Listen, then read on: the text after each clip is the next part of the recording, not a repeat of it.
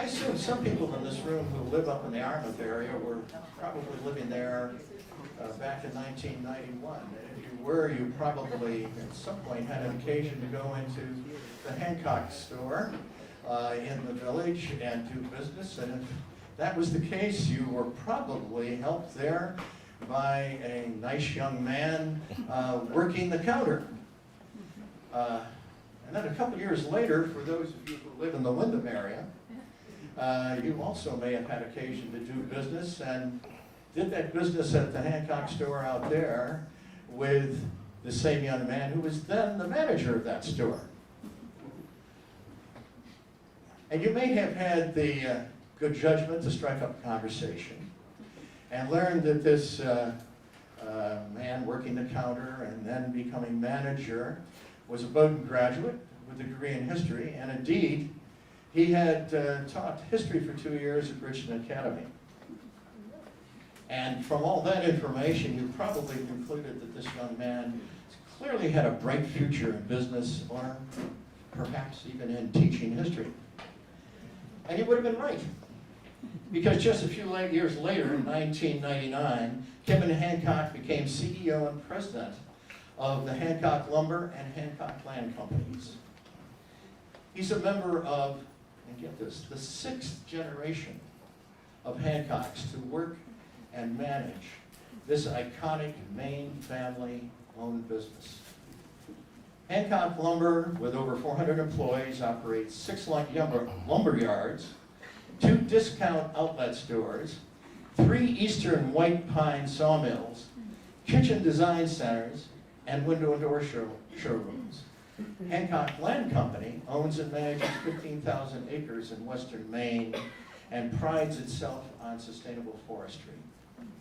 Kevin has served as chair of the National Lumber and Building Materials Dealers Association and currently is president of the Bridgeton Academy Board of Directors, where he used to teach. He coaches several local youth sports teams and lives with his wife Allison, who is here with us this morning towards the back of the room, and their 2 daughters in Casco. So what in heaven's name has Kevin been doing out at the Lakota Sioux Reservation in Pine Ridge, South Dakota? That, of course, is the question that he's going to answer this morning. Just let me say beforehand that Kevin never expected that a leisurely trip to Pine Ridge would ultimately turn into an inspirational journey and a mission to create awareness. What first was thought of as a vacation aimed at relaxation, rediscovery of one's own being, and satisfying a yearning to learn about what has happened to this country's native people, became much more for Kevin Hancock. Pine Ridge opened up Kevin's mind and his heart. Please join me in a warm sage welcome to Kevin Hancock. Thank you, Bob.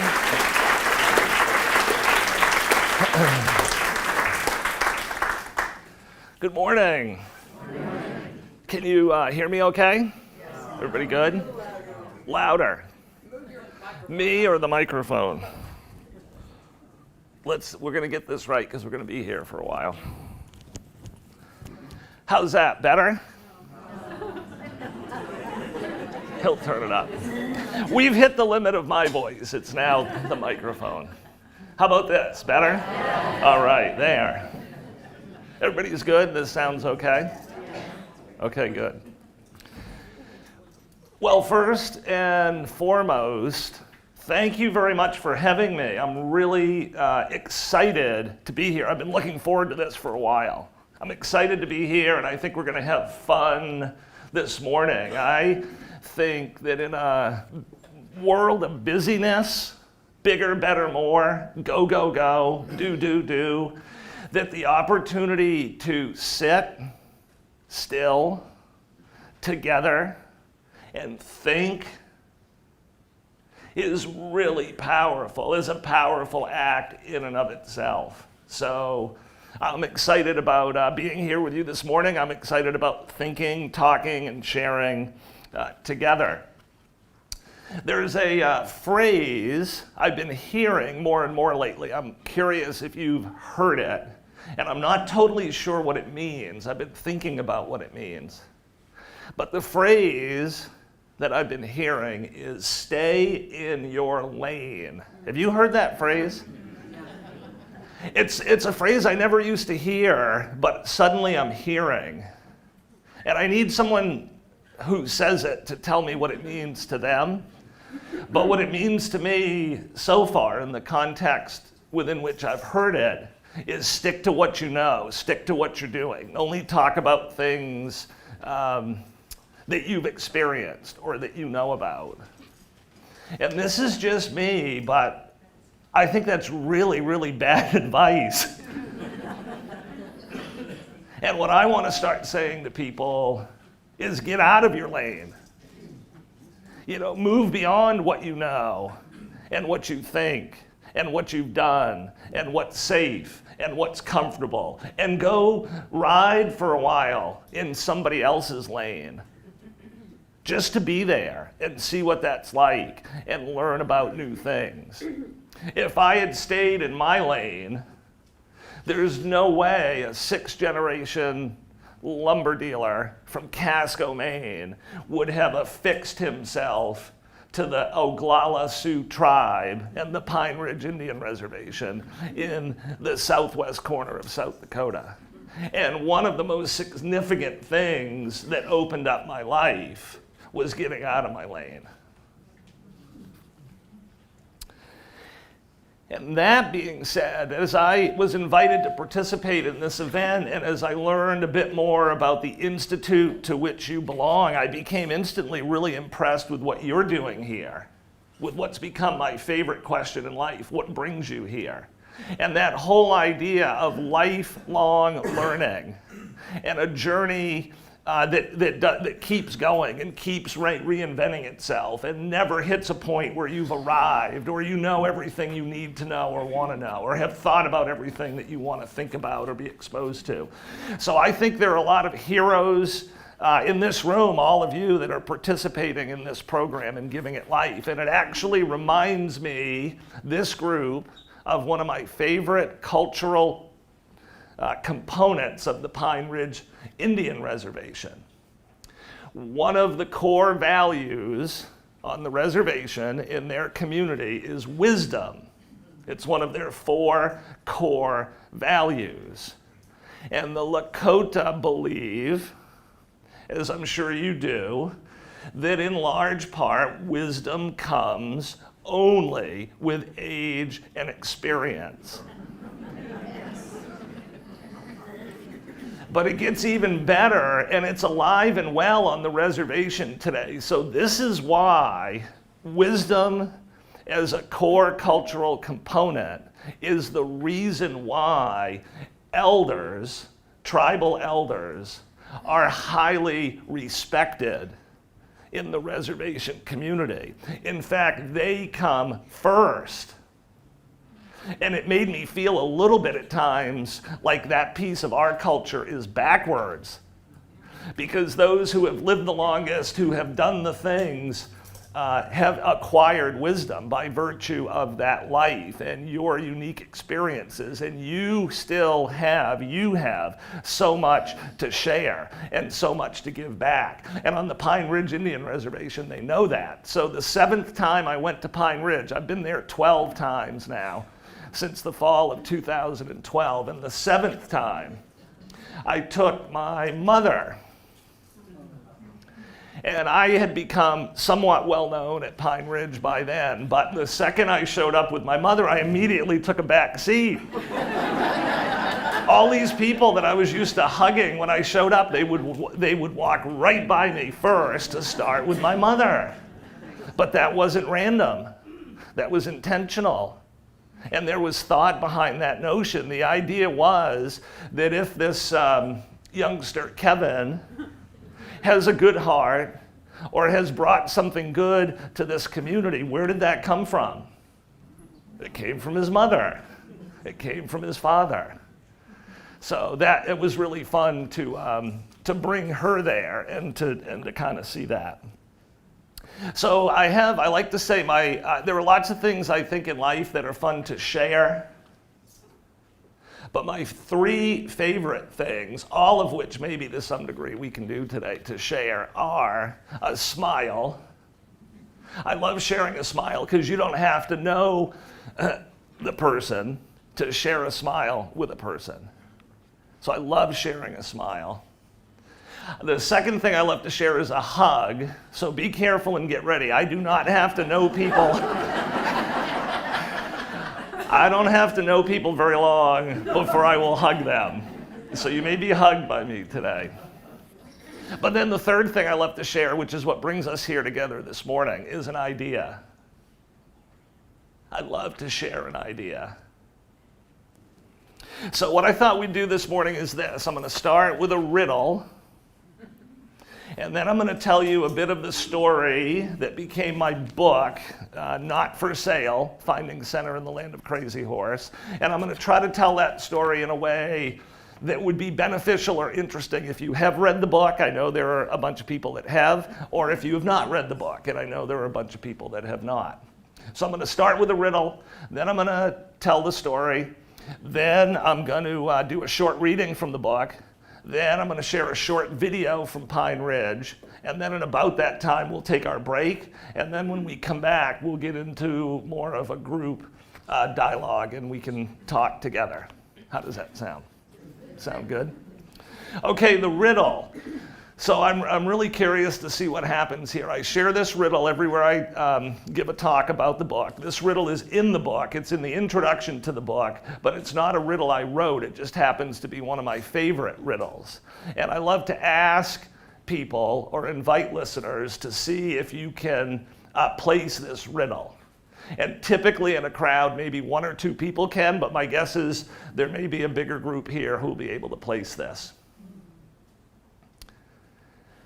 Winds in the east, mists coming in, like something is brewing and about to begin.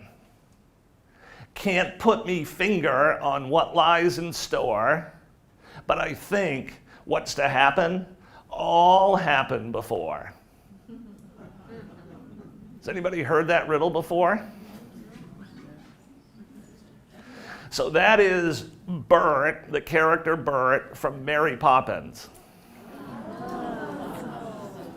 Winds in the east, mists coming in, like something is brewing and about to begin. Can't put me finger on what lies in store, but I think what's to happen all happened before. And I love that riddle because it gets to the core theme of my book, which is this, my story that I want to share, which is this. In this life, there will be lessons, and those lessons will be repeated until they're learned. And that brought me back to my favorite question, which is a central question in the book. It's the first sentence in the book, and I come back to it time and time again. What brings you here? And I love that question because I think it's a question we can ask ourselves at any point, stage, or event in our lives.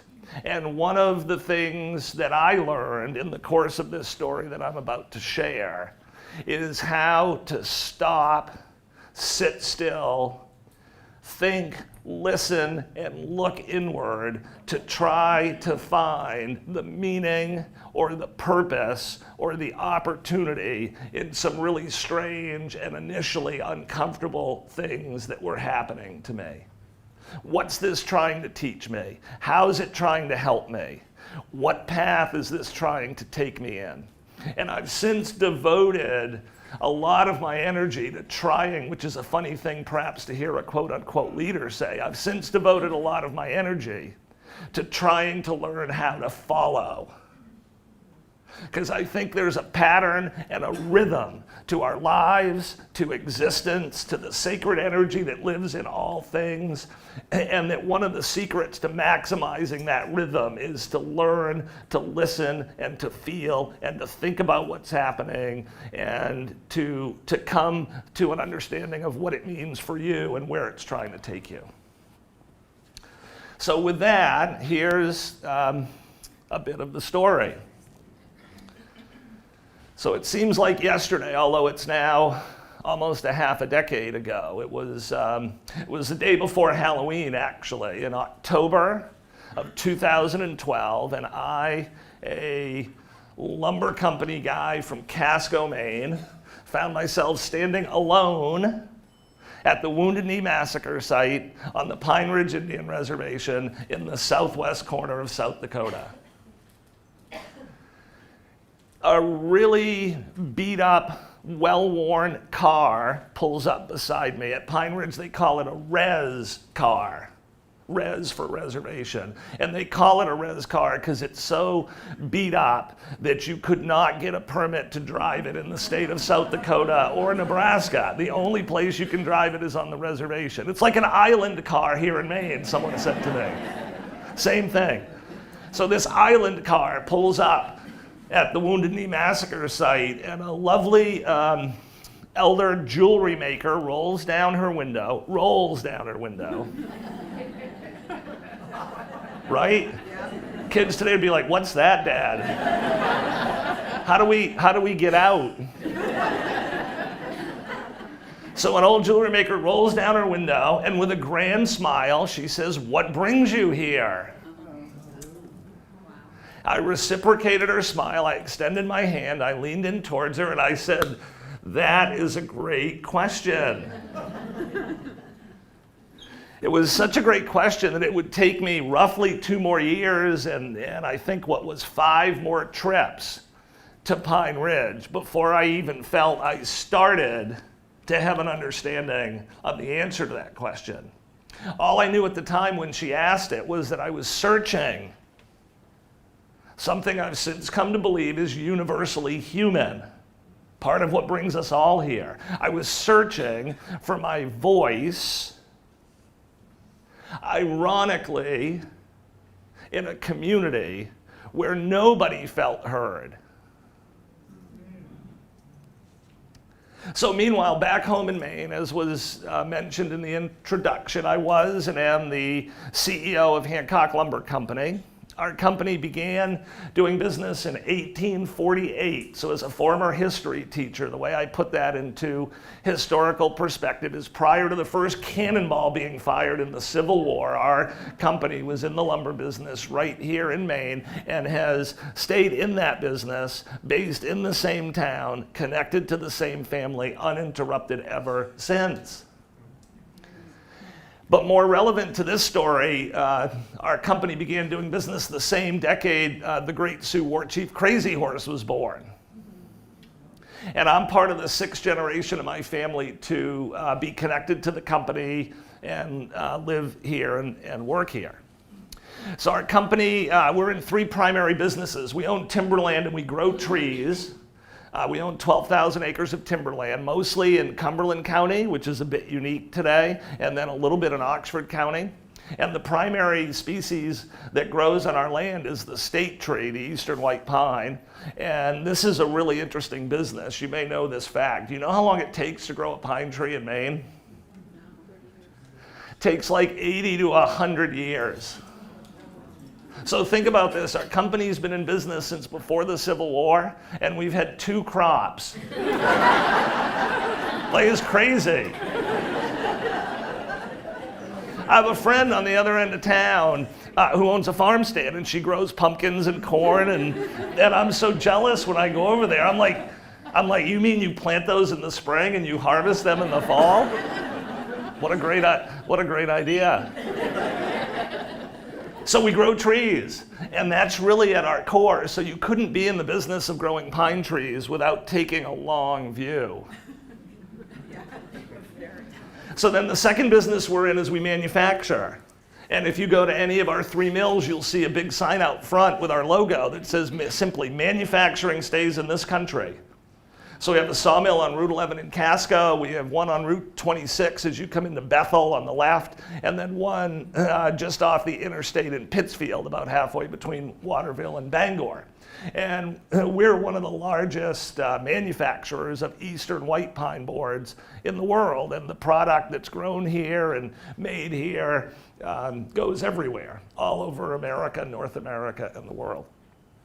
And then finally, we have 10 lumber yards, 9 in Maine, 1 in New Hampshire, that sell a full line of building materials to contractors and homeowners. And there are approximately 475 people who are a part of our team, who work at the company. So in 2007, back to the story, as you'll all remember, the national housing and mortgage markets began to collapse. And this was a dramatic economic event.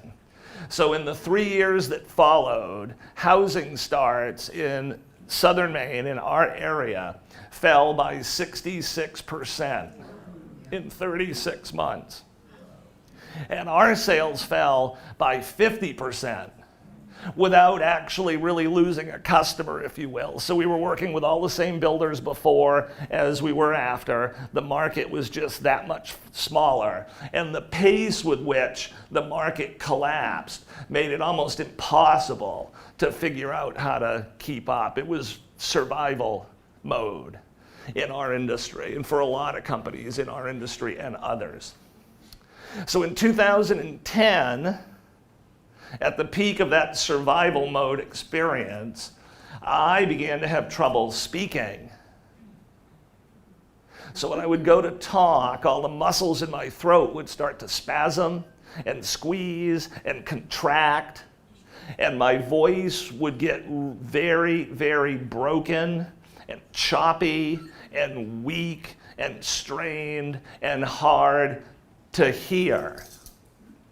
Worse yet, for me, what it felt like it took like a major athletic feat to push out just a few short sentences.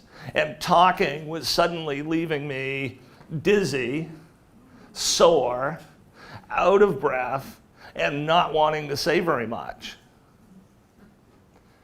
So you might know this story, the next part. So I went to a doctor. And then I went to another doctor. And then I went to another doctor. And I finally ended up at the Mass Eye and Ear Clinic in Boston, where my now friend, Dr. Philip Song, gave me an exam and told me I had spasmodic dysphonia, which I'd never heard of. It's a rare neurological voice disorder that affects only speech, nothing else, with no known cause and no known cure. My voice is actually really highly functioning here today, which sometimes makes the story more difficult to convey. Sometimes it's harder on me, but easier on the audience when my voice doesn't work, because you get it better. But right now, my voice is pretty highly functioning. This is about as good as it gets to me, and I'm not in any discomfort or anything right now. So there are 2 primary treatments for the disorder. One is chemical/medical, and the other is spiritual. I use them both. So chemical, I get a periodic Botox injection. So like every 100 days, 120 days, I go down to Mass Eye and Ear, and Dr. Song gives me 2 injections. This is a very inexact science. Sometimes they work, sometimes they don't. Botox, just generally speaking, is a muscle relaxant. So what it does with my disorder when it works is it tricks the muscles into not misfiring or overfiring or seizing up when I go to talk. And it doesn't cure the disorder, but when it works for a month or 2 at a time, I'll have a pretty normal, comfortable voice, which is a blessing. It's just like Christmas when that happens. So that's one of the treatments. And then the second is essentially this. It's spiritual, and I've come to try to embrace it. The more I can calm the inner core, center of who I am, the better my voice gets.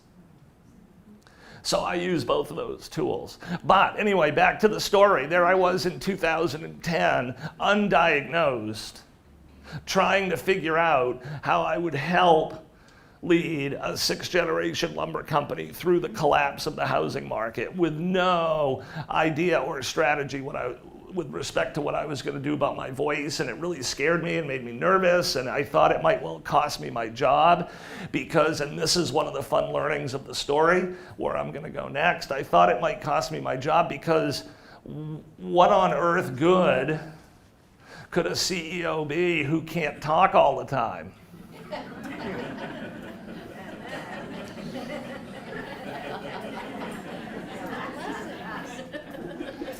This gets back to what brings you here. And I'm not that smart. It took me a long time to learn this lesson. I'm sharing with you something that took me years to start to understand. At first, I was just being purely defensive, protecting my voice. So I'll give you an example of how this would play out in real life. Someone would, at work, would come to ask me a question. And my voice wasn't working, so I knew I wasn't going to be able to give a significant answer. So just to protect my voice, someone would ask me a question and I started saying things like, geez, that is a really good question. What do you think we should do? And all I was trying to do at the time was get the conversation back on the other person. That's the first thing you learn when you have SD, is get the other person talking. And you learn to do that just defensively. But in time, I came to see the opportunity in that. So then that person, he or she would say, well, this is what I think we should do. And because my voice wasn't really functioning, as long as the answer was within a really big swath of reasonableness, I said, that sounds good, let's do that. But think about where this is going from a leadership learning tool. So off that person would go, owning his or her solution to his or her problem. Which all led me to believe, and we can talk more about this later, that maybe all organizational leaders should lose their voice for a while.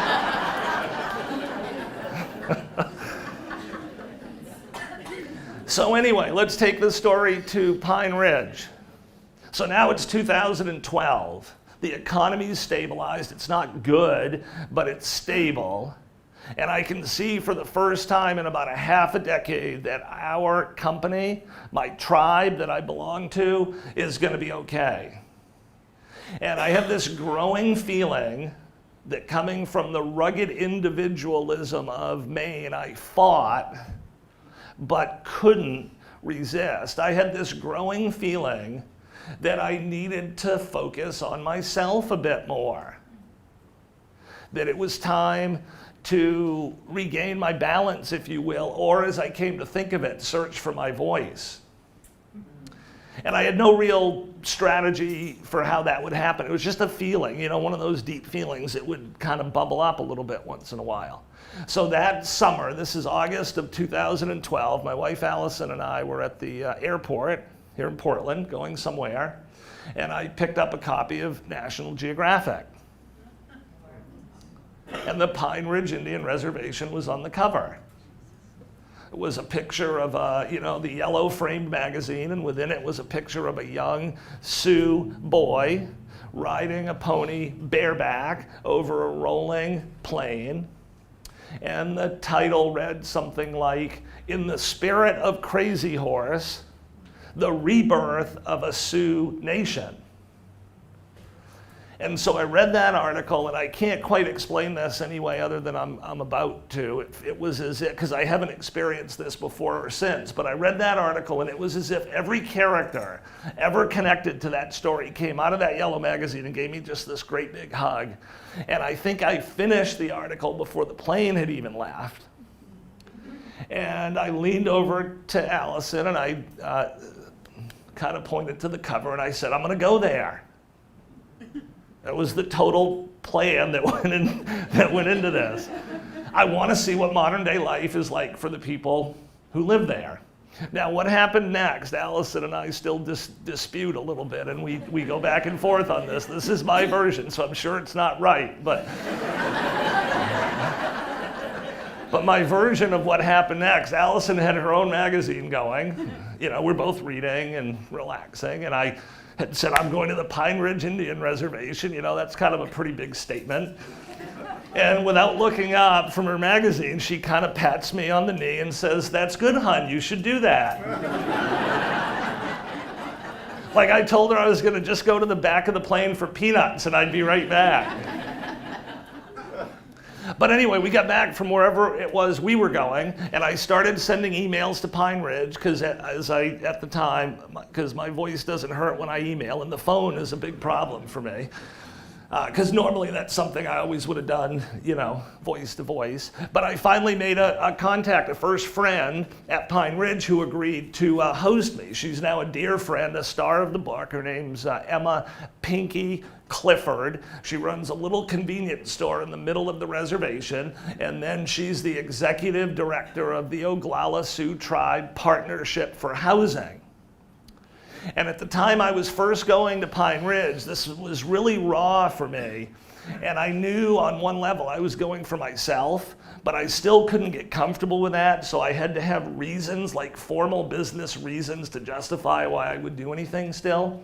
And this one happened to be a good one, and I really believe in it. But at the time I'd said, well, I know they have dramatic housing problems at Pine Ridge, which they do. Shortages and quality, extremely substandard housing.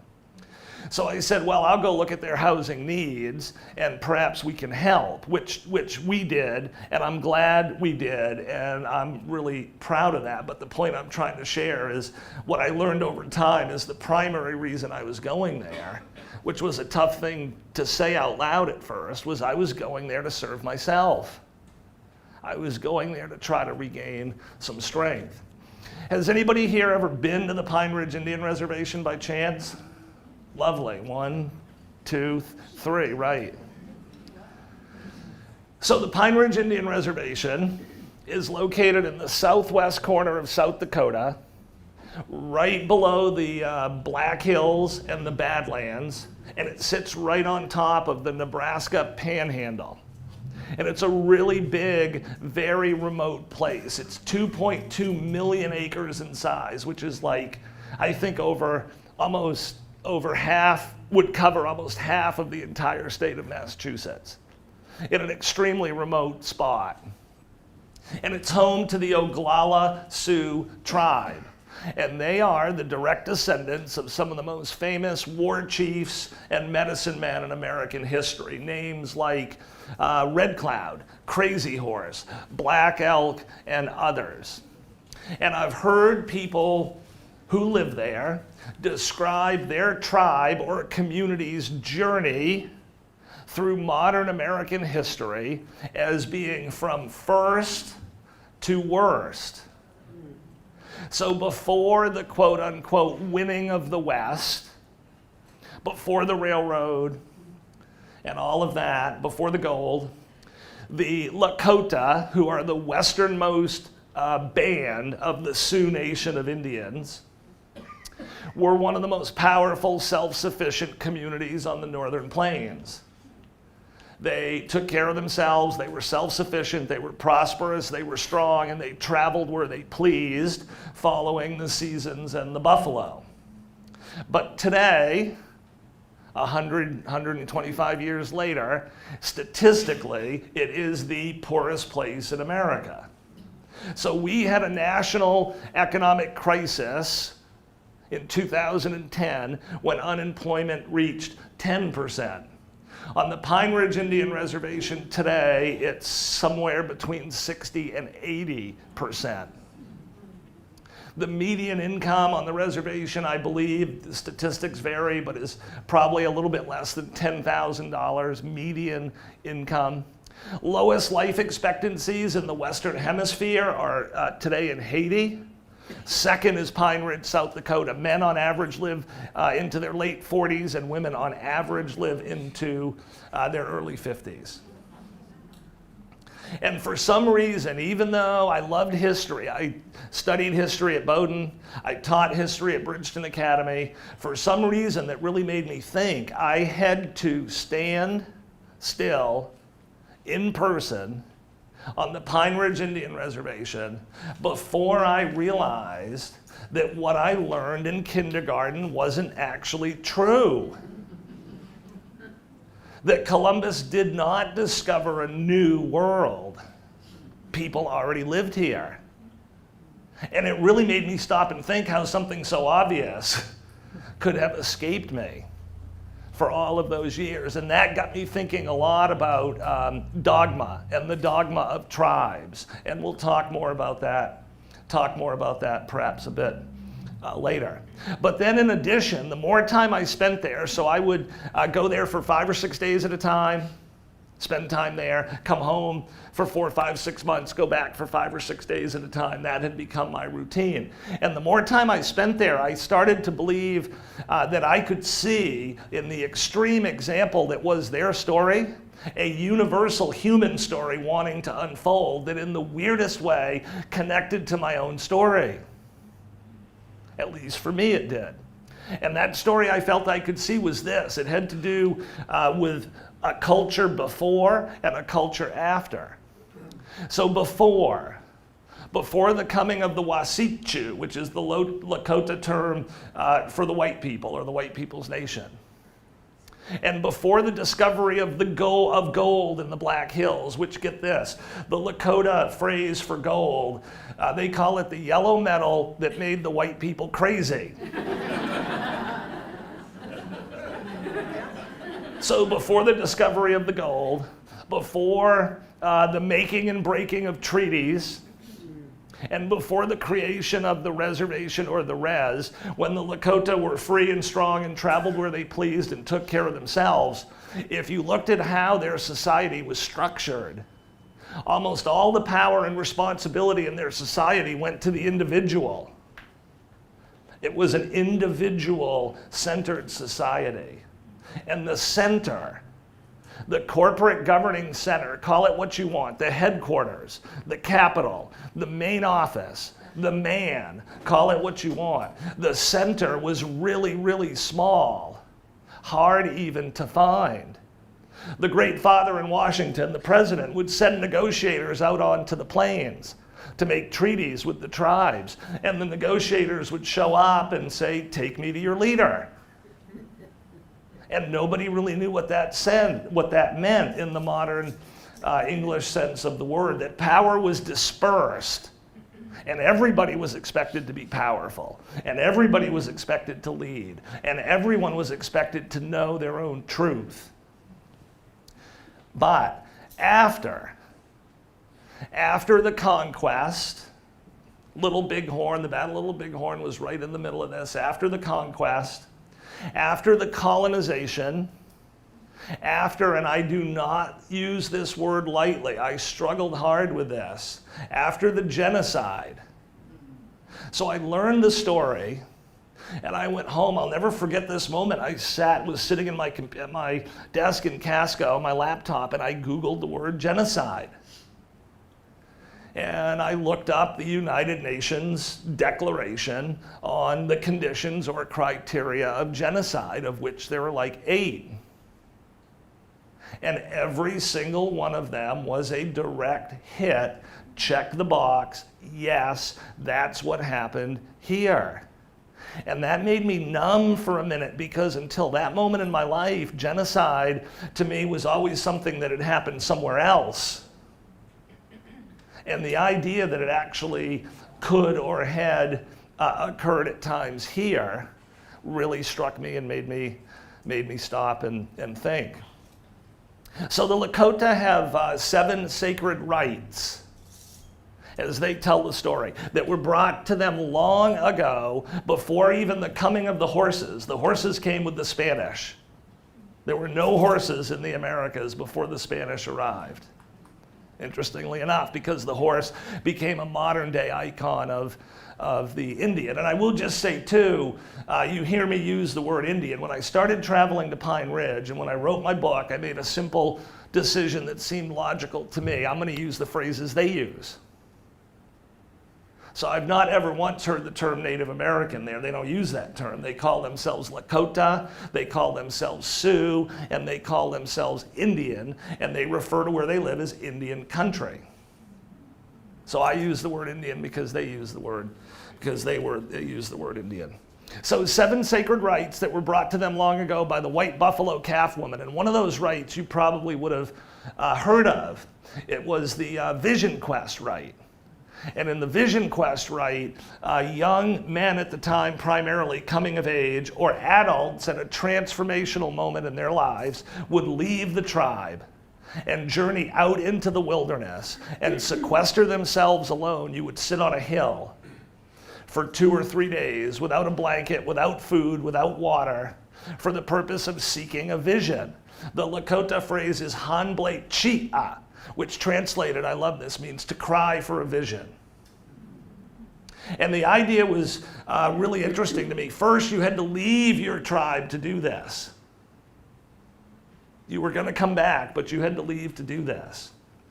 Second, a big part of this was to contemplate your connectivity to the, call it what you will, the sacred energy that lives in all things.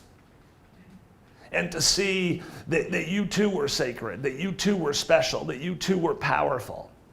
And then if you were lucky, you might receive a vision, which was a bit of a glimpse into the future path or direction of your life. That which you wanted to do, that where you wanted to go, that which made you you, that which makes you come alive or lose track of time, makes your eyes light up.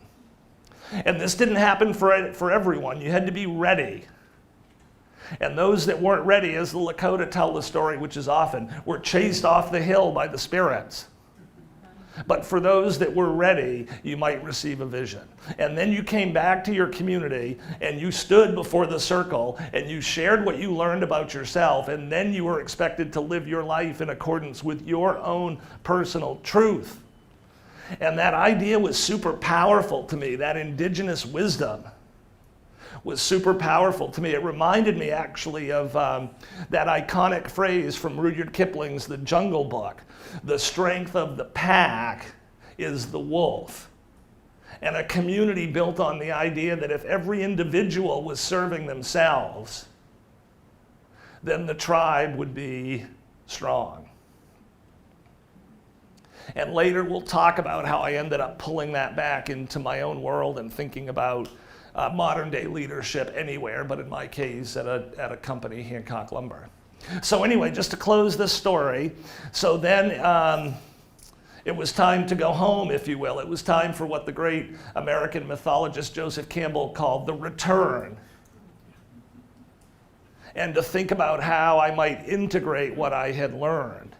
And in short, we'll talk about this more, we can share together more after the break, but in short, I came to think about that 3 ways. First, for the people of Pine Ridge, I made just a really simple lifetime choice that I would keep going back. Staying connected, being with them, and doing what little things I could to help support the resurrection of a once powerful voice. So I ended up writing a book about my experiences there, in part to help increase awareness about their experience.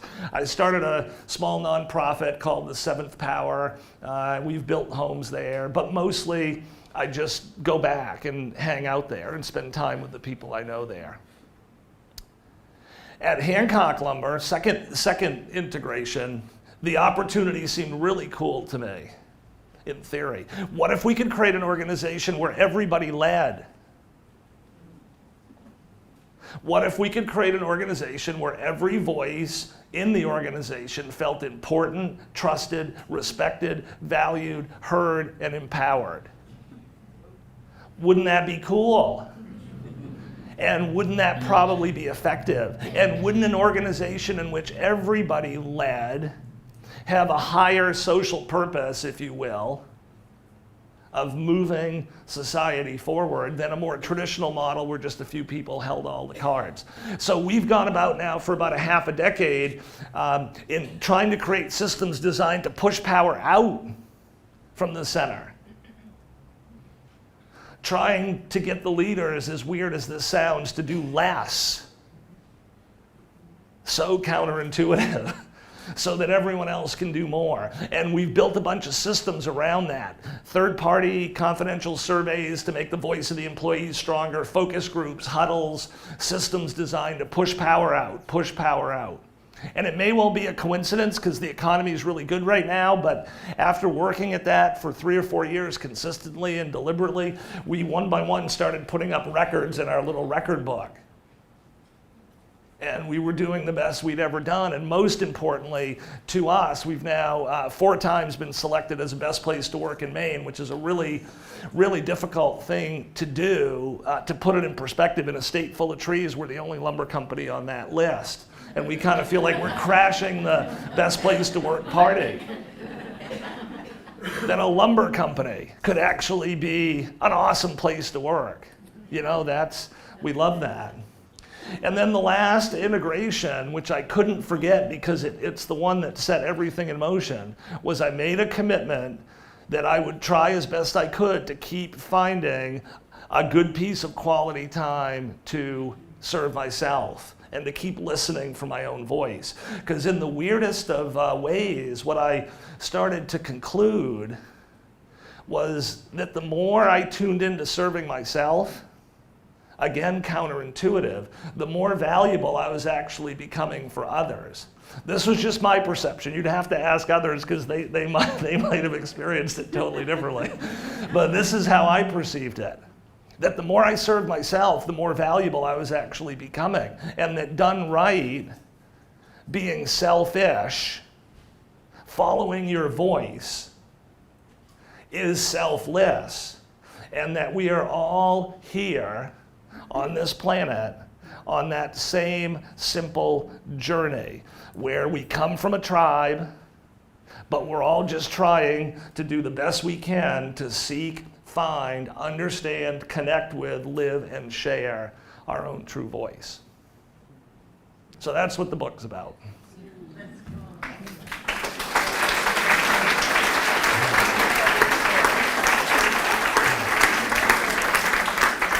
So if I can, I'll do a reading, just a 1-page reading, and then we'll watch a 6-minute video, and then we'll take a break.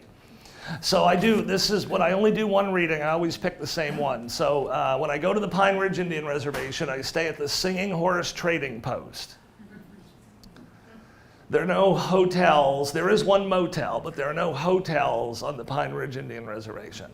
So I stay at the Singing Horse Trading Post with my friend Rosie, who owns and runs the trading post, who ironically is German.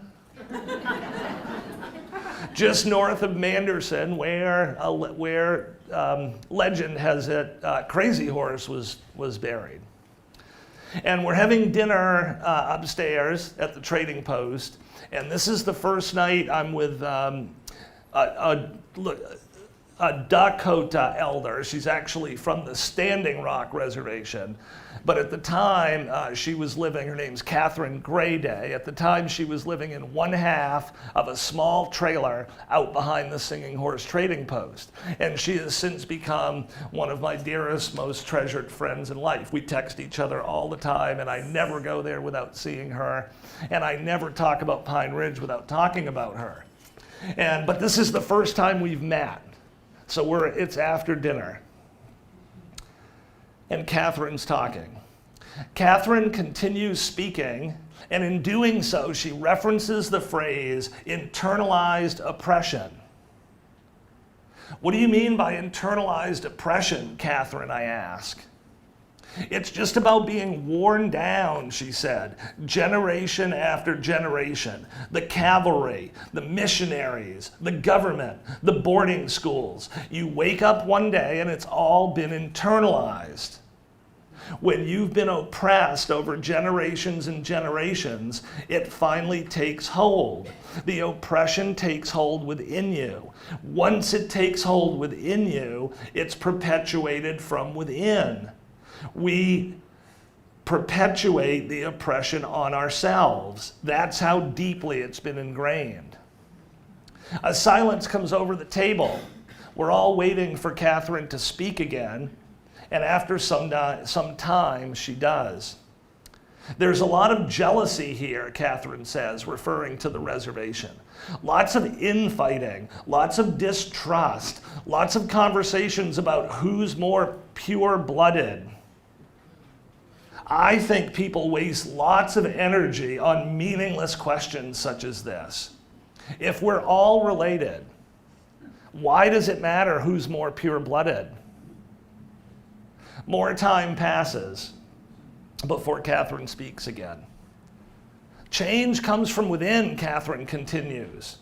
Our progress as a people must come from within. I like Pine Ridge, though, Catherine says. It's one of the least colonized places in America. That's what I like about living here. One of the least colonized places in America. I repeat Catherine's words in my head. The conversation bounces around. Dinner's always an event here. We've been at the table for well over an hour, and no one is in any hurry to leave. I'm always so tired here at night, I say, shaking my head and yawning. It's the energy here, Catherine replies. The energy here is different than what you're used to. It's more powerful, it's more pure. Silence follows before Catherine looks right at me and speaks. You were searching for your inner self. That's what brought you here. You were looking for something within you, and you've been able to find it here. Your spirit guides have spoken to you, and you have listened. I have many spirit guides, Catherine continues, drifting off with the conversation. There are those I know and some I don't know. I give the ones I know names. I talk to them. Some people think I'm crazy because I talk to them, but that doesn't bother me. They're with me all the time. They're my friends. As dinner winds down, the conversation turns light again. Do you know the Lakota word for vegetarian? Catherine asked me.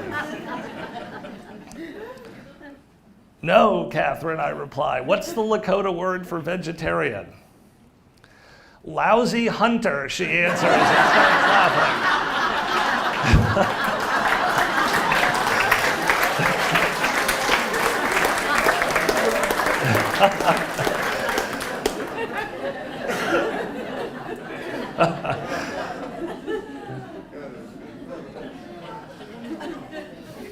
I'll show you one thing and then we'll watch the video. You might have noticed these I brought with me. The most important symbol in Lakota society is a circle. And the Lakota believe that everything forms, given enough time, forms a circle.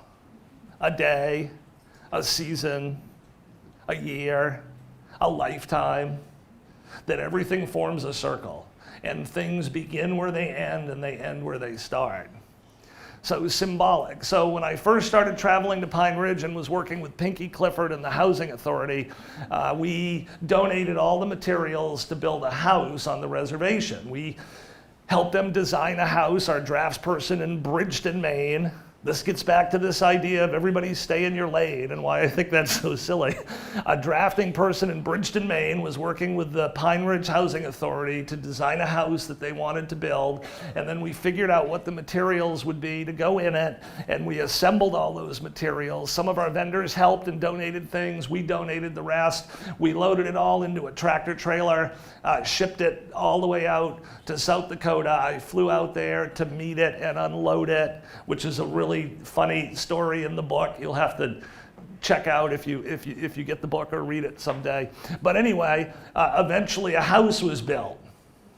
And nothing happens quickly on the Pine Ridge Indian Reservation, and everyone there knows it, and it's painful on one hand, but they laugh and joke about it on the other. So one of the first phrases I heard at Pine Ridge was the concept of Indian time, what they call Indian time, because nothing starts when it's scheduled to.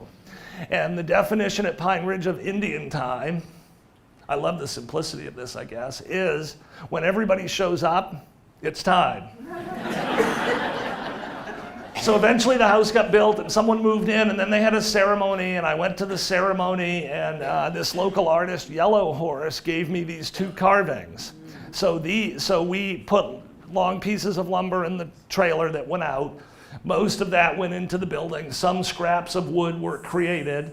That artist took 2 scraps of wood from Maine, carved these, gave them to me. I brought them back home, and these 2 pieces of wood went full circle. Yes, sir.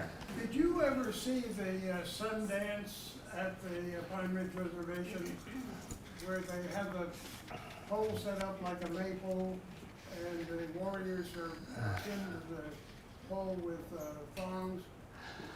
Yes, I have been to one. Yeah, Repeat the question, please. I will, yeah. Sorry? would you comment on that? Yes, yeah.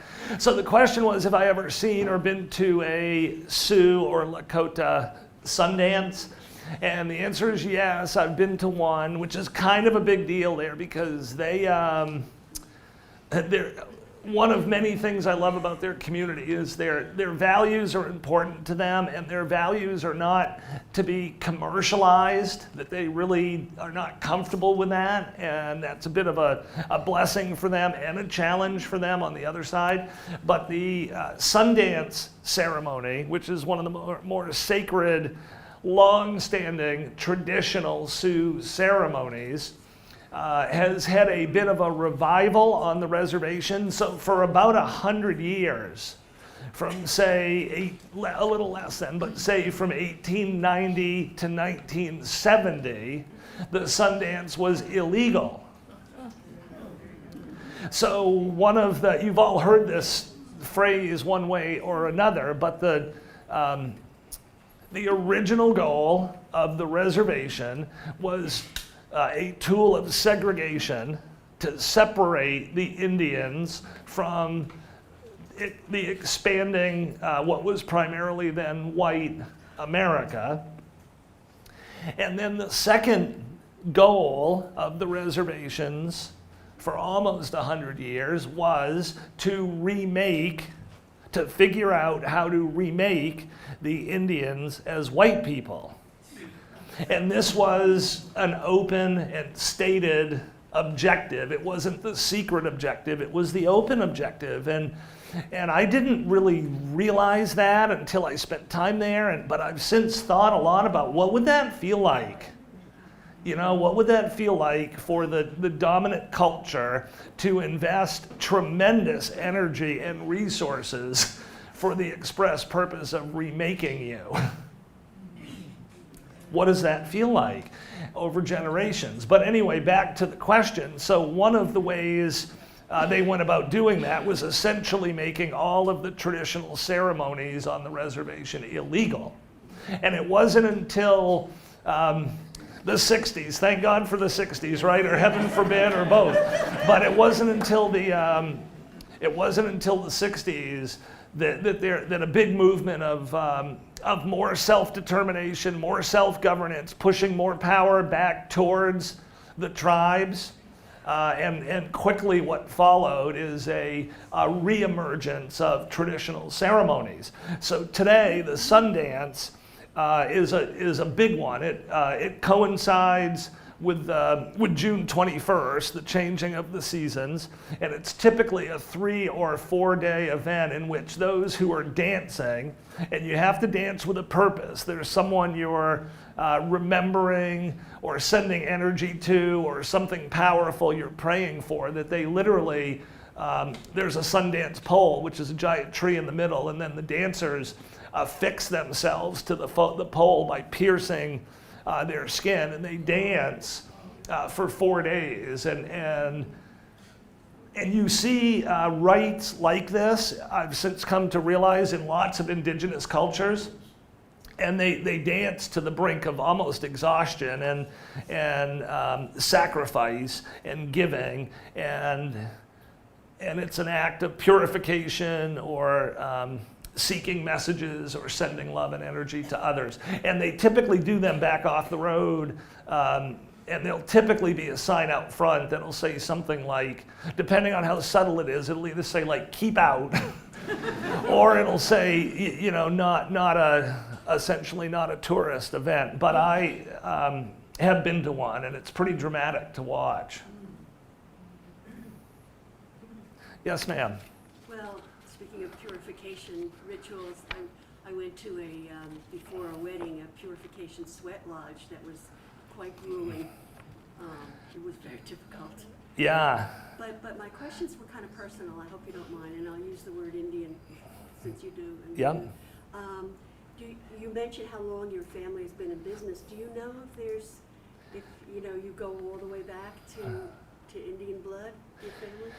Yeah, so the question was, do I know if my family goes all the way back to Indian blood? And I've thought a lot about this question too, and this is just perspective, but National Geographic, I'll kind of get at this way. National Geographic, my favorite magazine, does a lot on the evolution of man.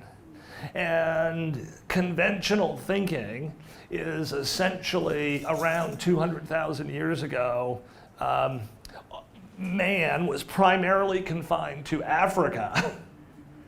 And that at about that time, man began migrating out of Africa, some over thousands of years drifting east, others drifting north into Europe. At a certain moment in time, maybe 20,000 years ago, 15,000 years ago, the descendants of some of those who drifted east crossed somehow the Bering Straits or sea and descended down into the Americas, what today are the Americas.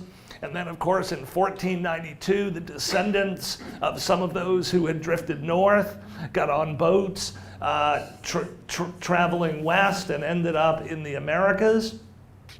And I've come to see that as a 200,000-year journey of the same tribe meeting itself again for the first time, yet convinced we were different.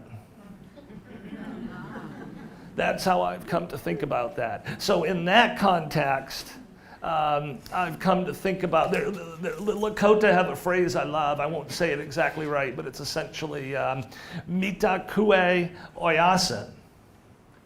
And that the concept there, the phrase means all things are one thing, or we're all related, or we're all brothers. So one of the things you've probably read or heard, for example, is the Lakota would often refer to the buffalo or the deer or the elk as their four-legged brothers. That was not a figurative thing. That was a literal expression of how they viewed the world they were living in. That there was a single sacred energy, call it what you will, and that energy was present in all things, and that therefore all things were related and interconnected. I don't know of any specific family connections I have to that community, but in the broader sense, that's how I've come to think about it. We're all related. I guess part two of my question then was, it was mentioned that you have two daughters. Have they ever come with you, or I don't know how old they are? Yeah, so the question was, have my daughters been to Pine Ridge? So our oldest daughter is 24, soon to be 25. She lives in Boston. Our youngest daughter is 22. She just graduated from Bowdoin and just started a job about a month ago in Northern Virginia, Arlington. So for the first 7 or 8 times I went to Pine Ridge, I went by myself, and I kept going by myself because I knew that this was something that was for me, that I was trying to grow from. But then I hit a point where I knew I wanted to start taking people, and for sure the first person I wanted to take was my wife, Allison, who's actually out selling books right now, or actually I see her. Hey Al, can you come wave? Because the most common thing I heard, so one of the most common things I hear, which is so true when I tell the story I told before the break, has nothing to do with me. One of the first comments I often hear is, your wife must be amazing, which she is. To let me do this and support me, and I dedicated the book to her because without her support, that I keep going back, I never would have taken that full journey. So I started with Allison. She was the first one that I took. And then I wanted to take my mom, and we've done that. And the girls have been busy, so we're just getting around to it. But next month, when I go back, I'm taking my oldest daughter, Abby. So, yes, sir. Two quick questions, it might be kind of stupid, but first of all, are there any pines in Pine Ridge? I didn't think I saw. Yeah. What happened? The second is, have there ever, and are there any now, or ever have been any Indians running the Bureau of Indian Affairs, Land Management of the Federal Bureau? I mean, do they have any input in that?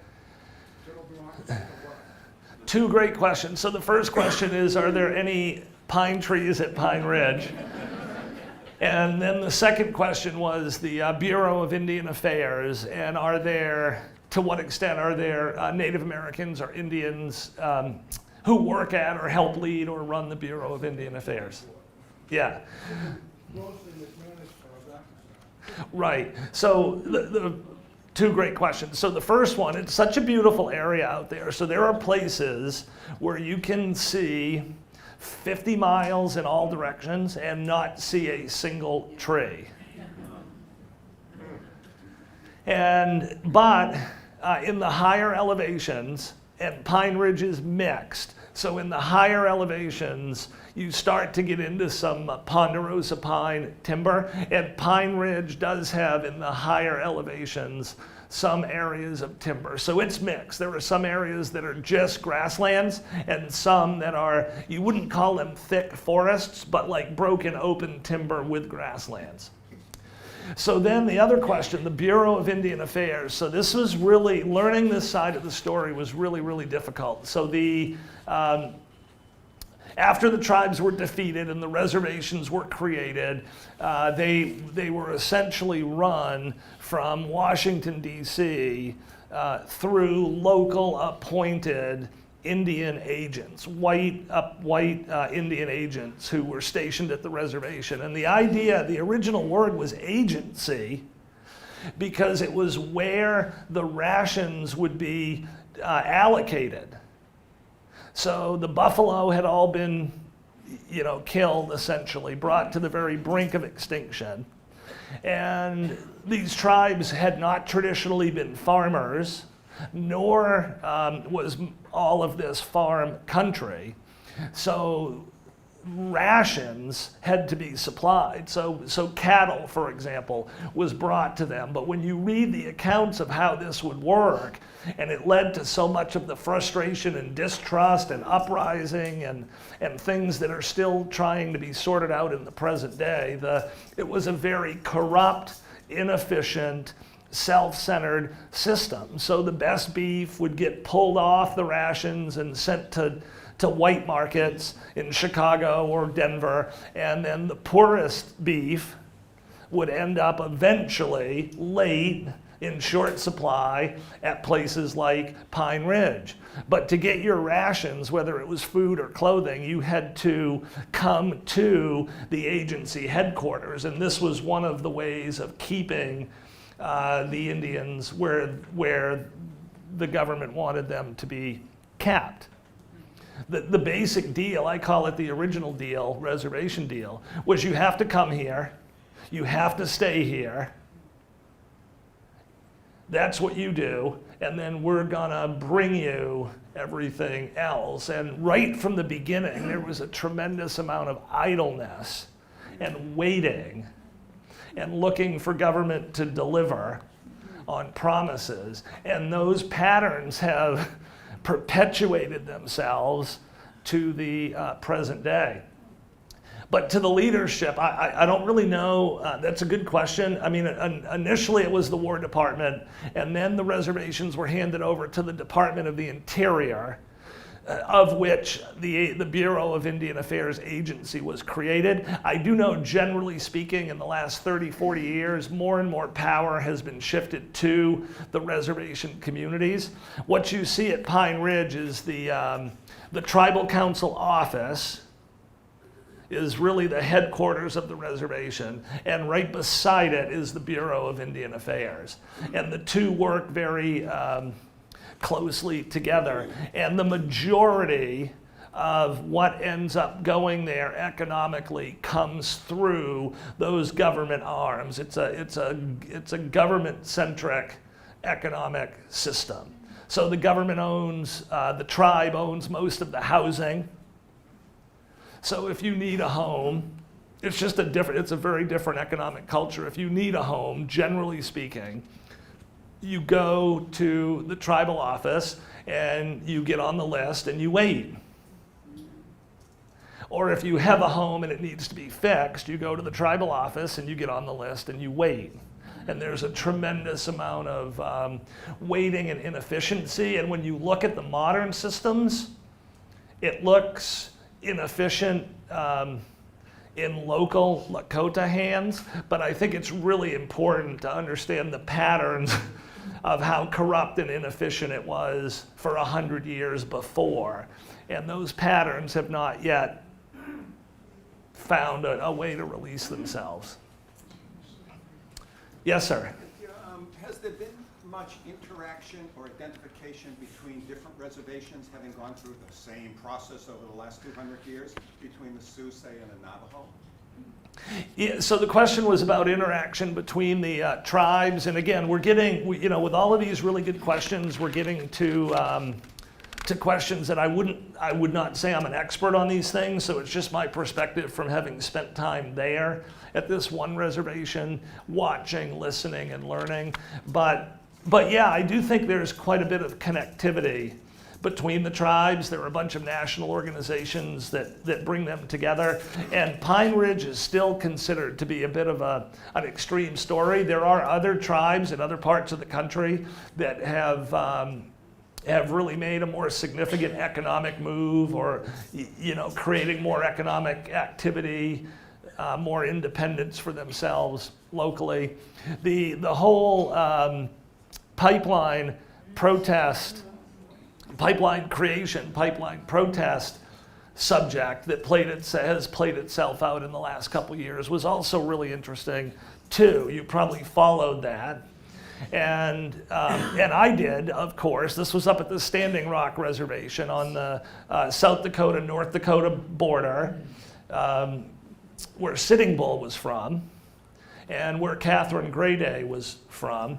And that event definitely brought the different tribes together. Tribes from all over the country came and joined in the protest movement. And I know a lot of people from Pine Ridge that went and joined in the protest movement. And then people will often ask me, well, what do you think about that whole event? And that's been a really difficult topic for me to sort out and talk about, because I didn't just plain love it and love it completely. There were some things I loved about it in terms of the Native communities using their voice, being heard, coming together, standing up. I love that part of it. But one of the things I've really wrestled with and tried to find ways to engage Pine Ridge on, which is delicate, is the core idea of my book is that the external world is really, really alluring and distracting and obviously important. But the real power to reinvent oneself or one's family or one's tribe or one's community comes from within. And Pine Ridge, for all the things I love so dearly about it, one of its challenges is probably no different than other communities. It's actually a very political place. And there are lots of important subjects that don't ever really get talked about. And this one's been on my mind a lot, and for a long time I didn't even dare to bring it up. But is the question of to what degree, for the people of Standing Rock or the people of Pine Ridge, was the pipeline a distraction from the real, most important work that could be done of healing the community from within. But it's hard even, like I haven't even had that conversation with friends of mine at Pine Ridge for a bunch of reasons. It's a tough place to be from away and share ideas like that. And I just made a structural decision early on that I really feel good about, that I was not going to go there to fix, save, or change anything except myself. And that I was just going to go there and be there. And that led to one of the other ideas that I've come to believe in most, and I wrote a lot about in this book, which is this. Awareness and connectivity in and of itself is a really powerful act. So often people ask me when they hear my story, what do you do at Pine Ridge? And that question, as simple as it sounds, used to really stump me. Like I'd stumble and fumble, and I finally just started telling the truth. People say, well, what do you do at Pine Ridge? I don't really do anything at Pine Ridge. I go there and I hang out with the people I know or I meet who live there. I literally drive around and I sit with them and we visit. They talk to me and I listen to them and I talk to them, and that's all I do. But I've actually come to believe that's powerful.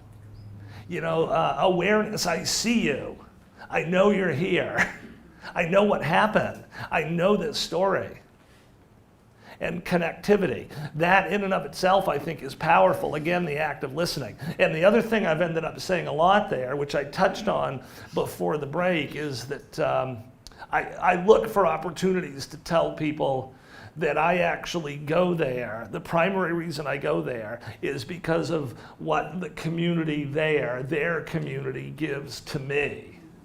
And the community is so used to people going there to give something to them, which is great and important. It's really great, it's really important, and it should be encouraged. But the other side of that is just this realization that they have lots to give. That there's a story there, a culture there, human beings there, values there, that actually are really, really super relevant in a lot of ways for a lot of the subjects we think about and are trying to deal with in the present day. So Yes. dovetailing on what you just said, what do you think you have brought to them? So the question was, what do I think I've brought to them?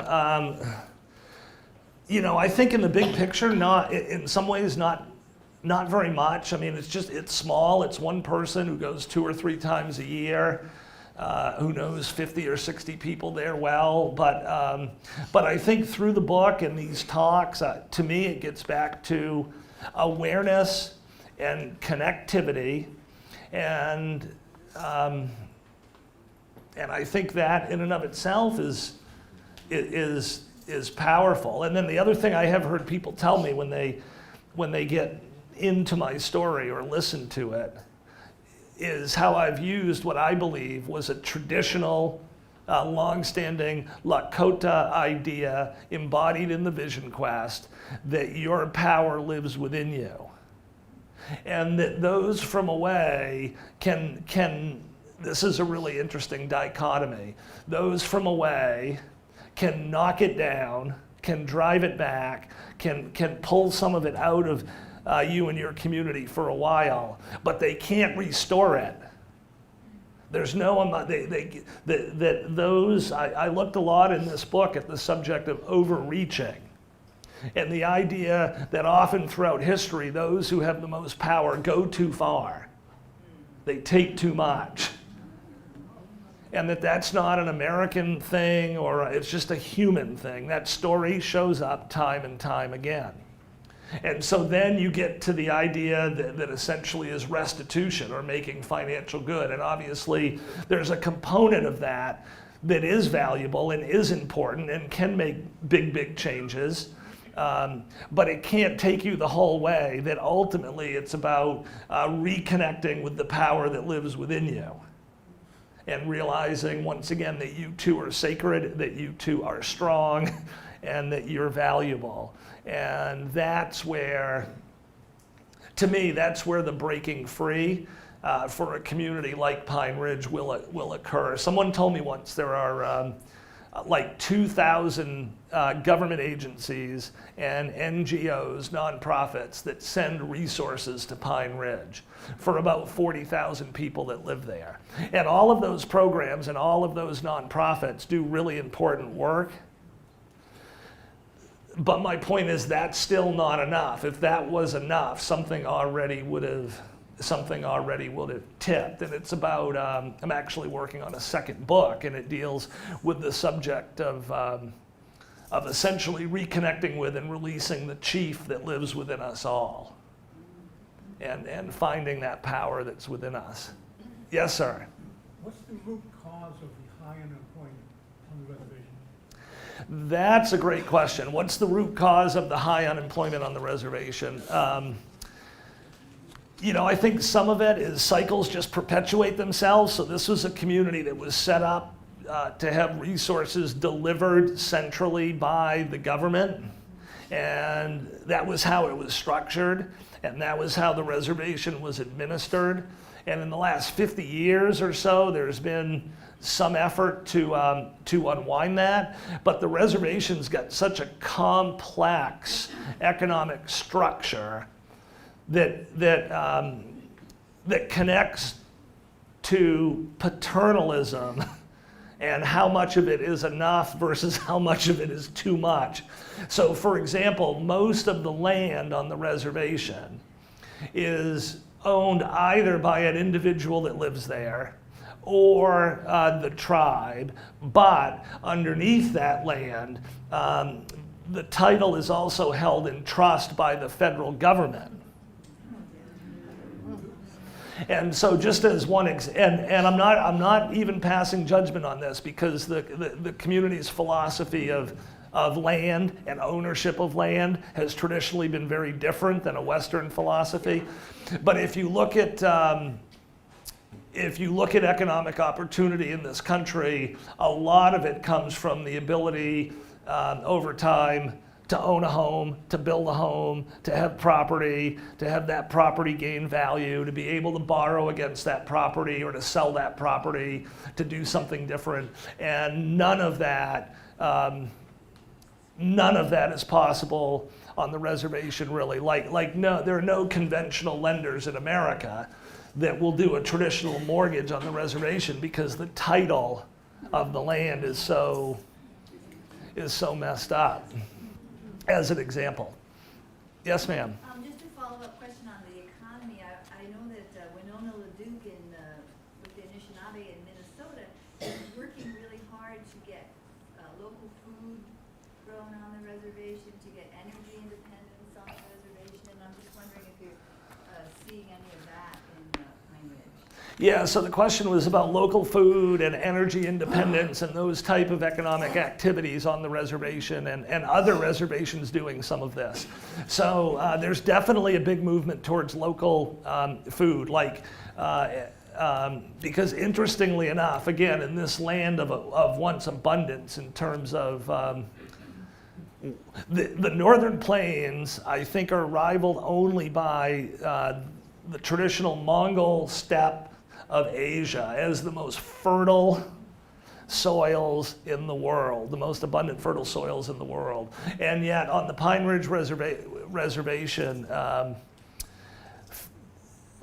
diet is a major problem. So I'm oversimplifying this, but the diet in large part is a convenience store diet.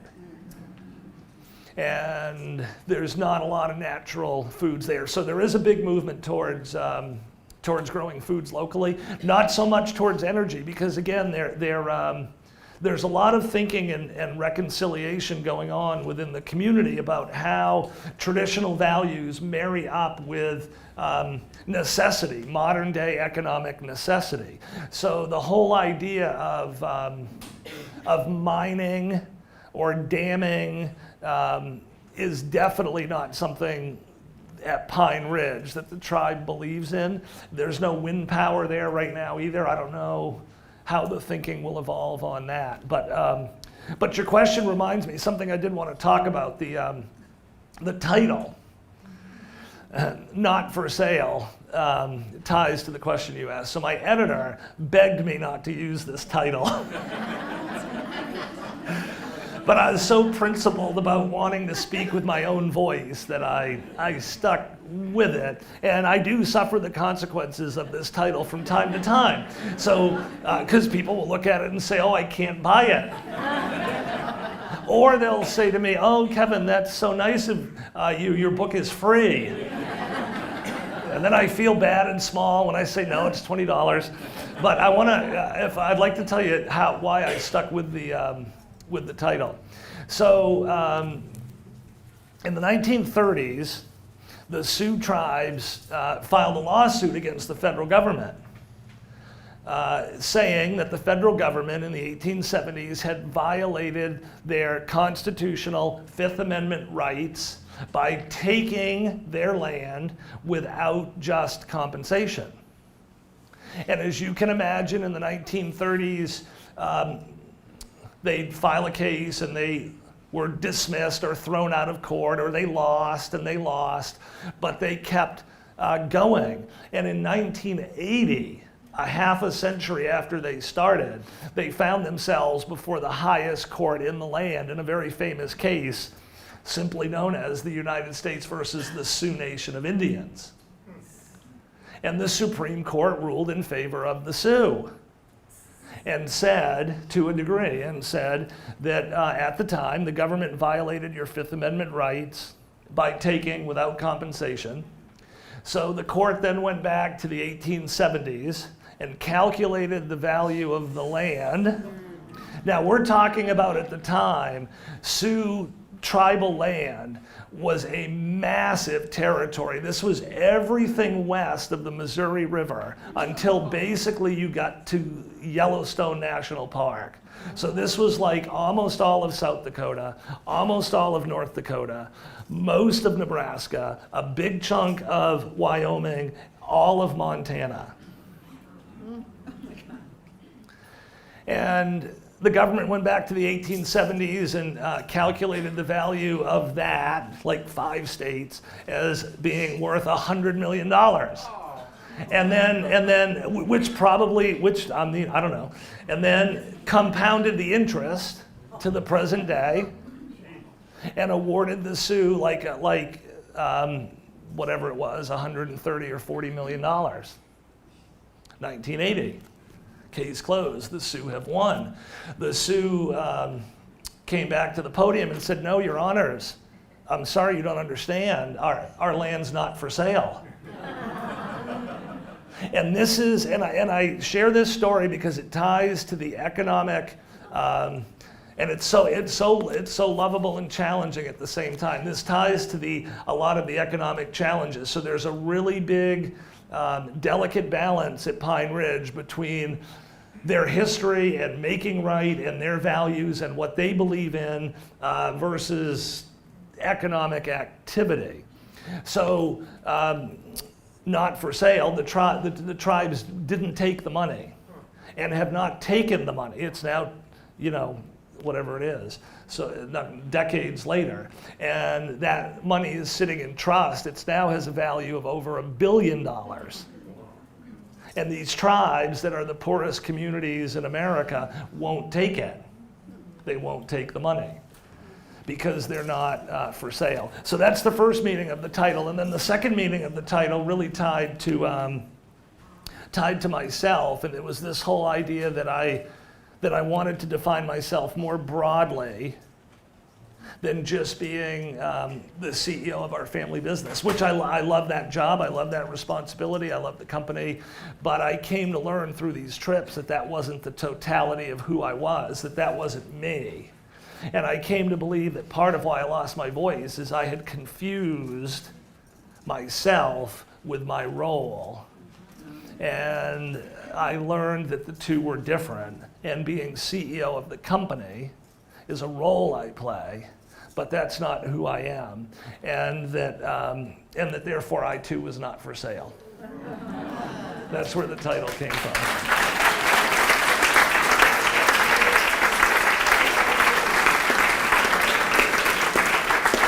So I think we've got time for maybe, what do you think, one more question or two, and then we'll go up in the back. You had a picture of a high school there. And what's happening with the kids who are going to high school? Are they going to college? Are they staying away from the reservation? Or are they coming back? Yeah, so the question, great questions. The question was about the schools, and then young people. Do you stay? Do you leave? Do you go and come back? That picture is the Red Cloud Indian School, which is a Jesuit school north of the town of Pine Ridge that started back in the days of Red Cloud himself, and today sends native kids to some of the best colleges in America, Ivy League schools and so forth. That school does a good job. And in every community there is a school. The facilities look great. On the reservation there's a college, the Oglala Lakota College, with a main campus in the center of the reservation, and then a satellite campus in every little community. And that looks great. There's a nice amount of educational opportunity there. And then the question of staying or going, I love that question, and I ask it to people all the time. I'm like, how do you think about that choice of staying, leaving, coming back? How do you think about that? And some go, some stay, some do both. But the biggest thing I've heard from people who talk about why they stay is essentially the same reason I live in Casco. It's my home. And that if you're Lakota, there's nowhere in America you can get what you can get here, which is your community, your language, your history, your customs, your sacred sites, that you can't get that anywhere else. And the community, again, in a really lovable way, is very values-centered and not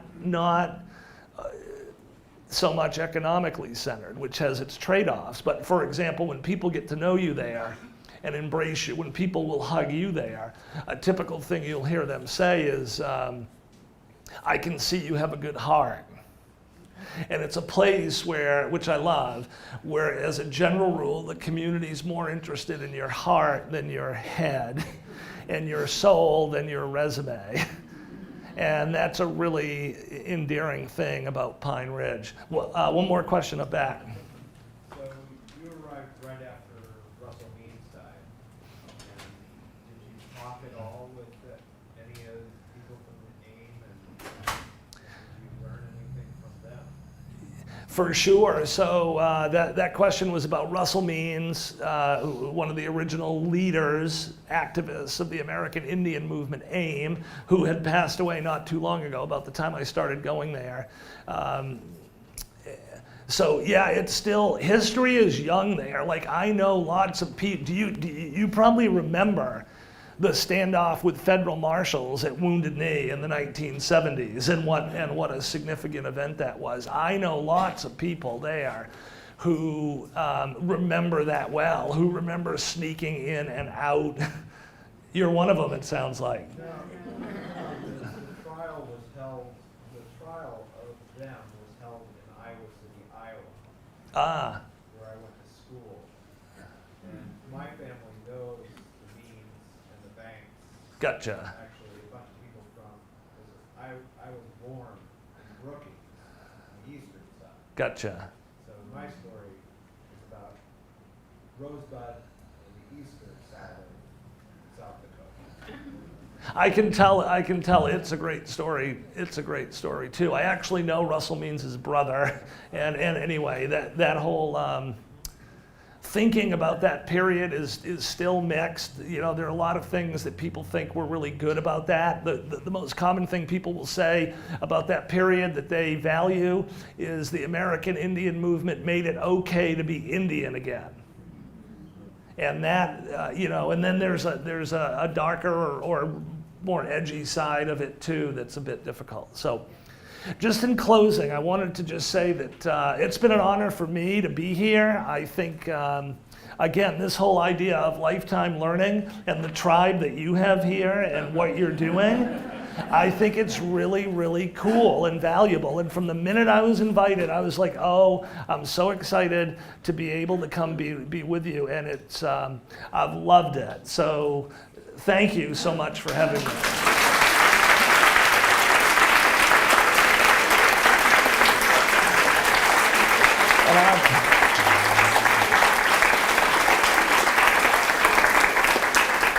And I'm easy to find at Hancock Lumber. You can call any store and they can get you to me. Or if you email me at kevinhancock@hancocklumber.com, I answer all my own stuff. I'll email you right back. As they say at Pine Ridge, I'll end with this: Wopila Tonka, which translated means big thanks. Thank you. Thank you, Bob. That was really terrific.